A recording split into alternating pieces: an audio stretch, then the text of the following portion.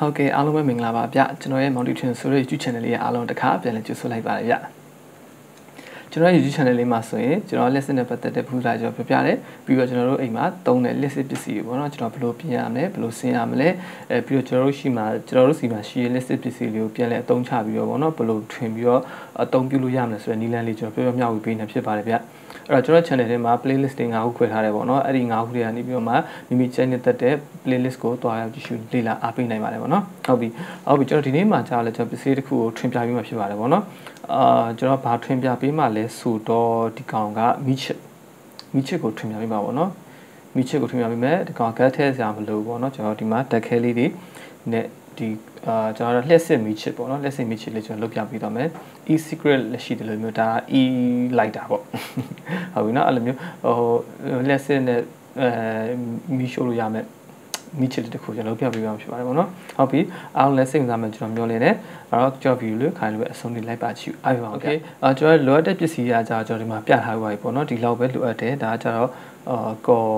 9မှုပိုက်လေးပေါ့နော်9မှုပိုက်လေးကျွန်တော်ဒီမှာတက်ခဲထည့်လို့ရအောင်ဆိုပြီးလုပ်ထားတယ်ပြီးတော့ဒါခလုတ်ကကျတော့ကျွန်တော်အဖွင့်ပိတ်ခလုတ်လေးတစ်ခုရှိတယ်ဒီကောင်လေးကကျတော့ဒါကအဖုံးပိတ်တာပေါ့နော်အဖုံးပိတ်ဖို့ဒီ cap လေးကဘာမှမဟုတ်ဘူးဖုံးပိတ်ဖွင့်ပိတ်လုပ်ဖို့လောက်ပဲဟုတ်ပြီနော်ပြီးတော့အဓိကဒီကောင်မှာလိုအပ်တာကကျွန်တော်ဘာလိုအပ်တာလဲဆိုတော့ဒီမှာဒီကောင်လိုအပ်တာဒီကောင်က tungsten wire လို့ပြောတယ်ပေါ့နော်ဒီကောင်ပုံမှန် wire မဟုတ်ဘူးကျွန်တော်ကြေးကြိုးမဟုတ်ဘူးပေါ့နော်ကျွန်တော်ပုံမှန်ဆိုရင်ကျွန်တော်လျှက်စစ်ဒီမှာသုံးတာဟာကြာကြေးကြိုးတွေသုံးကြတယ်ပေါ့နော်ဒီကောင်ကြေးကြိုးမဟုတ်ဘူး tungsten wire လို့ခေါ်တယ်ဗမာလိုပြန်လိုက်ရင်တော့တန်ကျွတ်လားတန်ဖြူလားပေါ့နော်အဲ့လိုနန်းကျိုးမြင်လေးပေါ့နော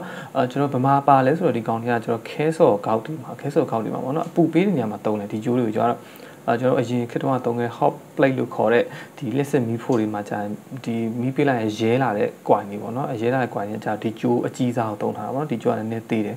ဟိုမှာကျိုးကြီးစားကိုတုံးထားတာအဲ့လိုမျိုးအမျိုးအစားပေါ့နော်ကျွန်တော်ဗမာတွေ့ရအဲ့လိုမျိုးစားပေါ့နော်ပြီးတော့နောက်တစ်ခု vape ကျွန်တော်vape ပေါ့နော် e secret လို့ခေါ်တဲ့ vape ကွိုင်တွေမှာဒီကျိုးတွေပါတယ်ပေါ့နော်သူကအထဲမှာvape ရဲ့ coin တွေထဲမှာじゃဒီကျိုးလေးတွေကိုသူကဒီလိုမျိုးပဲလှုပ်ထားပြီးတော့အထဲမှာသူဝဝန်းစားလေးနဲ့သူကအငွေ့ပြန်အောင်လှုပ်ထားတာပေါ့နော်အဲ့လိုလှုပ်ထားတာ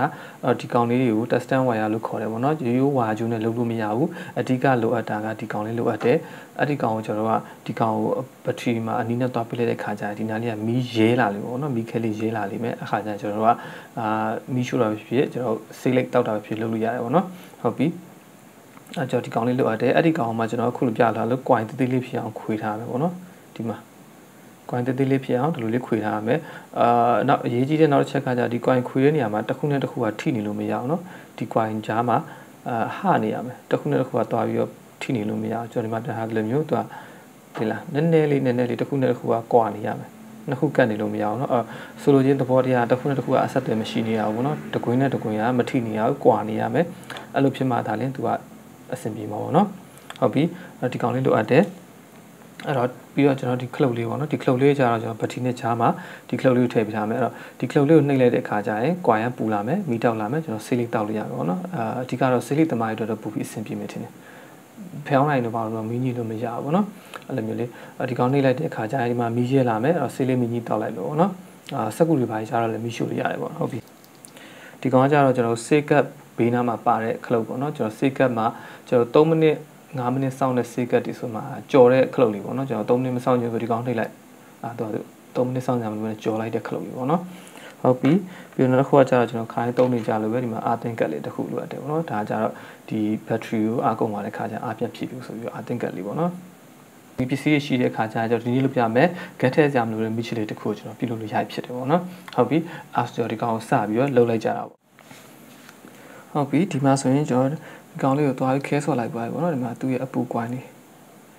အပူကွိုင်းလေးကိုကျွန်တော်ဒီမှာတသားပြားလေးပေါ့နော်ဒါ composite ပြားလေးကိုပဲအဝိုင်းပုံစံလေးဖြတ်တယ်ကျွန်တော်ဒီထဲကိုထည့်မှာဖြစ်တဲ့တော့ပေါ့နော်ဒီမှာအဝိုင်းပုံစံလေးဖြတ်ပြီးတော့ဒီပေါ်မှာကွိုင်းလေးကိုထုတ်ပြီးထားတယ်ကွိုင်းလေးပေါ့နော်ဒီမှာကွိုင်းလေးအပူကွိုင်းလေးကိုဒီပေါ်မှာထုတ်ပြီးထားတယ်ပြီးတော့ဒီအောက်မှာကျတော့သူ့ရဲ့အနီအနက်နှစ်ကြိုးပေါ့နော်တက်ခဲကိုသွားမယ်အနီအနက်နှစ်ကြိုးလေးရှိတယ်ဒီချားထဲမှာကျွန်တော်ကဒီ cloud လေးတစ်ခုကိုချားမှာဖြတ်ထည့်လိုက်ပါပေါ့နော် okay ဟုတ်ပြီဒါဆိုရင်ကျွန်တော်ကဒါနေပြီးတလောက်တော့ရှိနေပြီပေါ့နော်ဒီနီးလဲလေးဘာမှမခက်ခဲဘူးပြီးတလောက်တော့ရှိနေပြီโอเคအဲ့တော့ကျွန်တော်ဒီကောင်လေးကိုဒီထဲကိုထည့်လိုက်မယ်ပေါ့နော်နည်းနည်းလေးဒီကောင်ကိုဝင်အောင်ထည့်လိုက်မယ်ဟုတ်ပြီ ဒါဆိုဝင်သွားပြီပေါ့နော်โอเคအဲ့တော့ဒီမှာဒီကနေပြီးတော့ကျွန်တော် cloud လေးတစ်ခုဒီမှာထပ်ပြီးတော့တက်လိုက်မယ်ပေါ့နော်ဒီပူ coin လေးကျွန်တော်တစ်ပြားလေးကိုဖောက်ပြီးထည့်ထားတယ်ပေါ့နော်ဒီဖောက်တဲ့နေရာမှာကျတော့ကျွန်တော် coin လေးညင်အောင်ဆိုပြီးတော့ super glue ကိုဟိုတစ်ဆက်ချပြီးတော့ပေါ့နော်ပေါ်ကတဲလေးပေါ့နော်ကျွန်တော်ဂျူယူတဲပေါ့နော်တဲလေးအမုံလေးပေါ်ကနေဖြူလိုက်တာပေါ့နော်ဖြူလိုက်တဲ့ခါကျဒီကောင်ကတဲနဲ့ super glue နဲ့ကတ်သွားပြီးတဲ့ခါဒီအပူ coin လေးကပြန်မပြုတ်တော့ဘူးပေါ့နော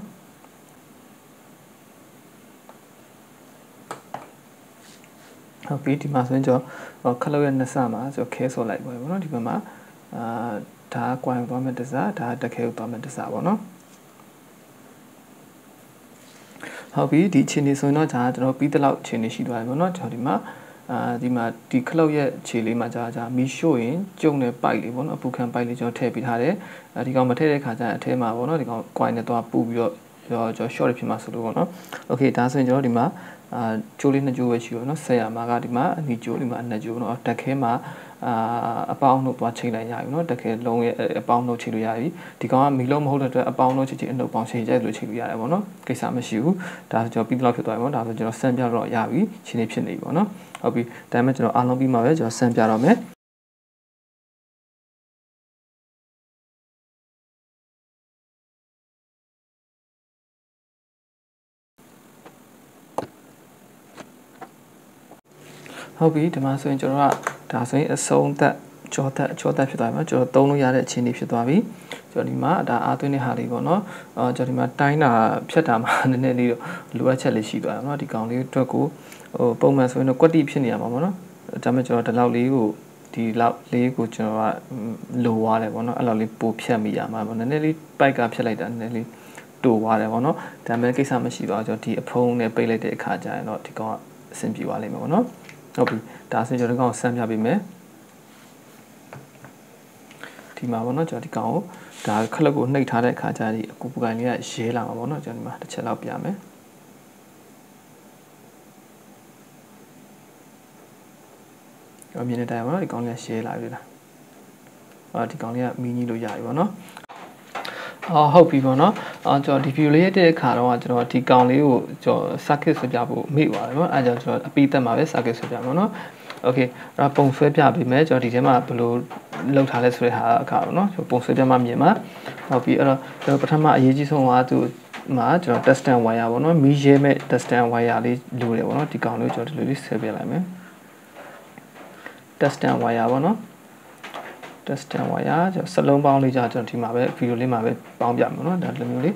wire ကြိုးလေးကျွန်တော်ခွေထားတယ်ပေါ့နော်အဲ့ကောင်လေးကကျွန်တော်ဒီမှာအပူထွက်ပြီးတော့မီးရဲမှာပေါ့နော်ဟုတ်ပြီအဲ့ဒီကနေကျွန်တော်ဒီအောက်မှာကျွန်တော် 3.7 lithium ion တက်ခဲလေးပေါ့နော်ကျွန်တော်ဒီလိုလေးဆွဲလိုက်မယ်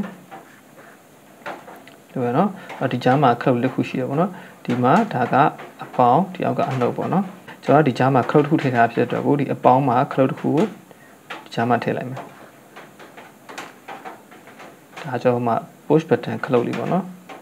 အဖွင့်ပေးလို့မယ်ခလုတ်လေးဒီဘက်တစ်စားကိုကြာတော့ကျွန်တော်အနှုတ်ကိုတိုက်ရိုက်ကျွေးလိုက်မယ်ဟုတ်ပြီနော်အဲ့ဒါဆိုရင်ဒီ coin လေးအလုံးလုံးဖို့ဆိုရင်ကျွန်တော်ဒီ push button ပေါ့နော်ဒီခလုတ်လေးကိုနှိပ်မှတာလင်းကျွန်တော်အဆက်သွယ်ရပြီဒီ coin လေးကမီးတောက်လာမယ်ပေါ့နော်မီးလင်းလာမယ်ပေါ့နော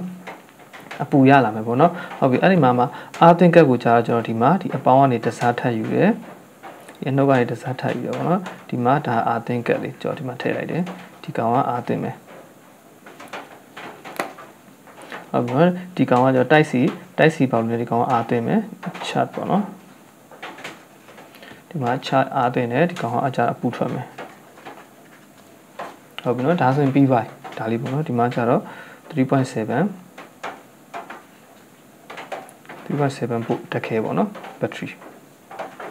ဟုတ်ပြီဒါဆိုရင်တော့ပြီးသွားပြီပေါ့နော်ဒါကသူ့ရဲ့ဖွဲ့စည်းဆောင်ဘာမှမခက်ခဲဘူးဗျာကျွန်တော်ဒီ pipe ထဲထည့်လိုက်တော့ဒါမမြင်တာပေါ့နော်ဟုတ်ပြီကျွန်တော်ဒီ video လေးကြာတော့ကျွန်တော်ဒီဟာလုတ်ပြတဲ့ဂျားမှာကျွန်တော်ဖြတ်ထည့်ပေးမယ်ပေါ့နော်မေးဖို့ပြောဖို့မေးပါတဲ့အတွက်ကိုကျွန်တော်ဒီကောင်ဂျားလေးတစ်နေရာမှာကျွန်တော်ဒီ video လေးရဲ့ဒီဖွဲ့စည်းဆောင်ပုံလေးကျွန်တော်ဖြတ်ပြီးထည့်ပေးမယ်ပေါ့နော်โอเคအားလုံးအဆင်ပြေကြပါစေလို့ကျွန်တော်မျှော်လင့်ပါတယ်ဗျာဒီမှာ tissue စာလေးကိုနဲ့ကျွန်တော်ဒီကောင်လေးမီးရှို့ပြမယ်ပေါ့နော် tissue စာနည်းလေးယူထားတယ်အဲကောင်လေးမီးရှို့ပြမယ်โอเคเนาะအဲ့တော့ဒီကောင်လေးမီးရှို့လို့ရတယ်ပြီးတော့ကျွန်တော်ဆေးလိပ်တွေမီးနေတဲ့ခါကျရင်မီးလို့ရမယ်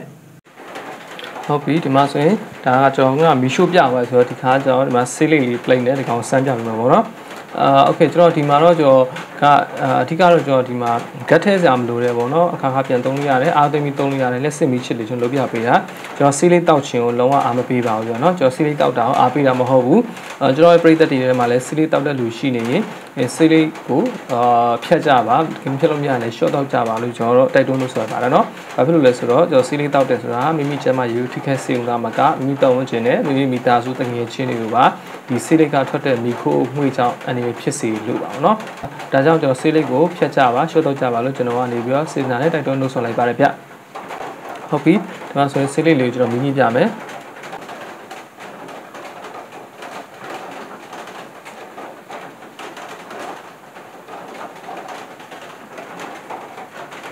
ကျွန်တော်ပြိတ္တတွေဒီမှာဆေးလေးဖြတ်ကြပါเนาะဒီလိုမျိုးဖြတ်ဆေးလေးကိုเนาะဒီလိုမျိုးဆေးလေးကိုဖြတ်ကြပါဟုတ်ပြီအဲဆိုတော့ကျွန်တော်ဒီ tuition နဲ့ဟာလေးအောင်မြင်သွားပြီပေါ့เนาะတကယ်လို့ဒီကောင်ကကျွန်တော်အားကုန်ပါတဲ့အခါကျရင်ကျွန်တော်ဂက်ပြန်ဖြည့်စရာမလိုဘူးဒီနောက်မှာရှိတဲ့အာသွင်းစရာလေးပေါ့เนาะကျွန်တော်ဒီမှာတိုက်စီအာသွင်းစရာလေးသုံးမိတယ်အော်ဒီကောင်တိုက်စီအာသွင်းစရာလေးဒီကောင်အားသွားသွင်းလိုက်โอเคဒီမှာဆိုမီနီလေးနေပြီဒါဆိုရင်သူအားဝင်နေပြီပေါ့เนาะအားပြည့်တဲ့ခါကျရင်ကျွန်တော်မီအပြောင်လေးပြောင်းတော့မှာပေါ့နော်โอเคကျွန်တော်ဒီကောင်နှိပ်ထားတော့မှာတော့ဒီ coin လေးကိုတွားပြီးမထိနေပေါ့နော်ကျွန်တော်အသုံးပြုပြီးကြရင်ကျွန်တော်ဒီကောင်လေးကိုပြန်ပိတ်ပြီးပေါ့နော်ဒီကောင်ရေဆိုလို့မရတာရေဆိုလို့မရဘူးအဲဒါကြောင့်သုံးပြီးတိုင်းပိတ်ပေးပါဒီအနောက်ကိုလည်းကျွန်တော်ပိတ်ပေးပါပေါ့နော်ဒီအနောက်ကကျွန်တော်လုပ်လိုက်တာမှနည်းနည်းလေးလိုအပ်ချက်လေးရှိပါပေါ့နော်တလားလောက်လေးထွက်နေတယ်အပြင်ထွက်နေအမှန်တကယ်ဆိုတော့လုံးဝကွက်တိဖြစ်နေရမှာပေါ့နော်ဒါပေမဲ့ကျွန်တော်ကတိုင်းတာမှာမှားသွားလို့ပေါ့နော်တော်လေးထွက်နေတယ်ကျွန်တော်ပြိတ္တတွေကနည်းနည်းလေးတိုင်းတဲ့ခါကျရင်တော့နည်းနည်းပိုတိုင်းလိုက်တာပိုအဆင်ပြေလေးပေါ့နော်ဟုတ်ပြီအဲဆိုရင်ကျွန်တော်ဒီနေ့ဒီဗီဒီယိုလေးဒီမှာပဲအဆုံးသတ်လိုက်တော့မယ်ကျွန်တော်ဒီနေ့လုပ်တဲ့ဗီဒီယိုလေးလည်းအောင်မြင်သွားပြီကျွန်တော်ဒီနေ့မှာကျတော့ gap ဖြည့်စရာမလိုတဲ့ electric မီးချစ်လေးကျွန်တော်လုပ်ပြပေးသွားတာဖြစ်ပါတယ်ပေါ့နော်အားလုံးလည်းဒီနေ့နှစ်သက်သဘောကျမယ်ကျွန်တော်မျှော်လင့်ပါတယ်ကျွန်တော်ရဲ့ channel လေးမှာအခုမျိုးစိတ်စားကောင်းတဲ့ training ပြင်ပြီးဗီဒီယိုလေးအများကြီးတင်ဆက်ပေးနေမှာဖြစ်လို့ကျွန်တော်တင်ဆက်တဲ့ဗီဒီယိုလေးကိုကြည့်ရှုအားပေးချင်တယ်ဆိုရင်ကျွန်တော် channel လေးကို subscribe လုပ်ခဲ့ဖို့လည်းမမေ့ပါနဲ့ဗျဒီနေ့ဗီဒီယိုလေးကိုကြည့်အားပေးတဲ့ပြည်သူအားလုံးလည်းကျေးဇူးအများကြီးတင်ပါတယ်နောက်လာမယ့်ဗီဒီယိုအသစ်မှာလည်းအားလုံးလည်းနောက်တစ်ခါပြန်လည်ဆုံတွေ့ပါအောင်မယ်ဗျတတ